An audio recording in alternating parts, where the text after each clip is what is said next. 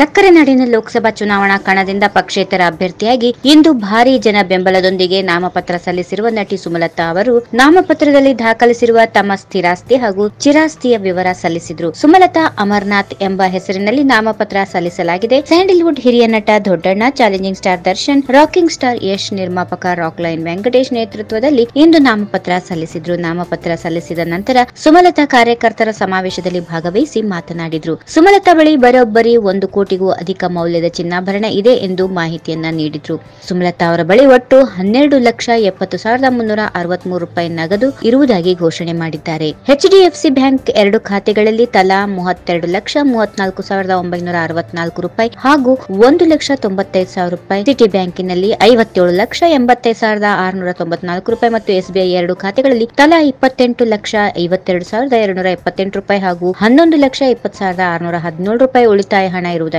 ಉಲ್ಲೇಖಿಸಿದ್ದಾರೆ. ನಾಮಪತ್ರ ಸಲ್ಲಿಕೆ ವೇಳೆಯಲ್ಲಿ ಹಿಂದ್ ಅಸ್ತ್ರ ಪ್ರಯೋಗಿಸಿರುವ ಸುಮಲತಾ ಅವರು ದಲಿತ, ಕುರುಬ, ಗಂಗಾ ಮತಸ್ಥ ಮುಸ್ಲಿಂ ನಾಯಕರೊಂದಿಗೆ ಆಗಮಿಸಿ ಜಿಲ್ಲಾಧಿಕಾರಿ ಮಂಜುಶ್ರೀ ಅವರಿಗೆ ನಾಮಪತ್ರ ಸಲ್ಲಿಸಿದ್ರು. ಈ ವೇಳೆ ಡಿಸಿ ಕಚೇರಿ ಹೊರಗಡೆ ಸುಮಲತಾ ಪರ ಜೈಕಾರ ಘೋಷಣೆಗಳು ಮುಗಿಲು ಮುಟ್ಟಿದ್ವು. ಸುಮಲತಾ ಅವರಿಗೆ ಪುತ್ರ ಅಭಿಷೇಕ್, ಅಂಬರೀಶ್ ಸಹೋದರ ಪುತ್ರ ಮಧುಸೂದನ್, ಅಂಬಿ ಆಪ್ತರಾದ ರಾಕ್ಲೈನ್ ವೆಂಕಟೇಶ್, ಶ್ರೀನಿವಾಸ್ ಸೇರಿದಂತೆ ಅತೃಪ್ತ ಕಾಂಗ್ರೆಸ್ ಮುಖಂಡರು, ಬಿಜೆಪಿಯ ಸತೀಶ್ ರೆಡ್ಡಿ ಸಾಥ್ ನೀಡಿದ್ದರು. ನಾಮಪತ್ರ ಸಲ್ಲಿಕೆ ಬಳಿ ಡಿಸಿ ಕಚೇರಿ ಬಳಿ ಅಂಬೇಡ್ಕರ್ ಪ್ರತಿಮೆಗೆ ಮಾಲಾರ್ಪಣೆ ಮಾಡಿದ ಸುಮಲತಾ ಅವರು ಸಿಲ್ವರ್ ಜುಬ್ಲಿ ಪಾರ್ಕ್ ವರೆಗೂ ಸಮಾವೇಶಕ್ಕೆ ರೋಡ್ ಶೋ ನಡೆಸಿದ್ರು. ಈ ಸಂದರ್ಭದಲ್ಲಿ ನಟ ದರ್ಶನ್ ಮತ್ತು ಯಶ್ ಅವರು ಸಾಥ್ ನೀಡಿದ್ರು. ಈ ರೋಡ್ ಶೋ ವೇಳೆ ಕೆಂಡದಂತೆ ಸೂರ್ಯ ಪ್ರಕಾಶಿಸುತ್ತಿದ್ದರೂ ಲೆಕ್ಕಿಸದೆ ಅಭಿಮಾನಿಗಳು ಸಾವಿರಾರು ಸಂಖ್ಯೆಯಲ್ಲಿ ಜಮಾಯಿಸಿದ್ದರು. ಇತ್ತ ಮದ್ದೂರಿನಿಂದ ಅಭಿಮಾನಿಗಳು 1,000 ಬೈಕ್ಗಳ ಮೂಲಕ ರ್ಯಾಲಿಯಲ್ಲಿ ಪಾಲ್ಗೊಂಡು ಬೆಂಬಲ ಸೂಚಿಸಿದರು.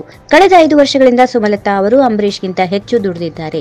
2013 ರಿಂದ 2018 ಅಂಬಿ ಆದಾಯ 71,66,510 ರೂಪಾಯಿ ಆಗಿದ್ರೆ ಸುಮಲತಾ ಆದಾಯ 4,45,87,717 ರೂಪಾಯಿಗಳಾಗಿವೆ.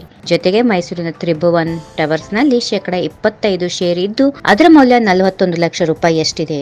ಈ ವಿಡಿಯೋ ನಿಮಗೆ ಇಷ್ಟವಾದಲ್ಲಿ ಲೈಕ್ ಮಾಡಿ, ಶೇರ್ ಮಾಡಿ, ಸಬ್ಸ್ಕ್ರೈಬ್ ಮಾಡಿ.